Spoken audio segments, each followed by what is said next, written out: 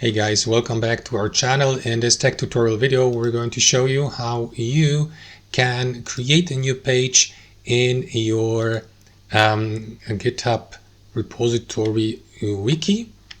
For example, here to save important information as a Wiki page in your repository on GitHub. So let us dive into this. So in the first step, navigate to GitHub and select the repository. After that, access the Wiki tab here. Let me do that for you. And if you haven't created any Wiki page here in your project, like for example a roadmap or for documentation, you may do that by selecting this option, create the first page. After that, give it a name. I don't know, main page or something like that. Or let me call it introduction.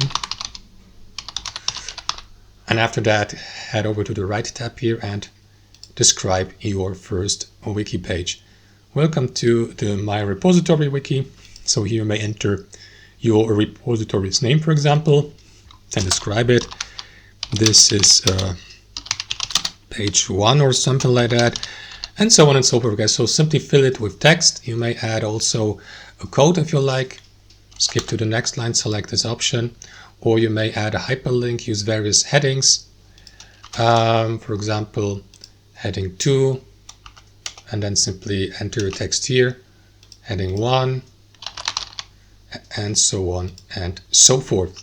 So what you want to do also, guys, is add an image if needed, added numbered lists, bulleted lists, added the mode, which is in this case here Markdown, but you can go with one of these, MediaWiki. Yeah, any of these. So I will leave it at Markdown. And yeah, at the bottom you will see that section where you can attach files like instructions, PDFs, and you may also select or leave a message here, added message, initial homepage. Save it in your wiki by clicking into this button, for example, as a documentation, and that is going to add the page to your wiki here to the right. So that's basically it.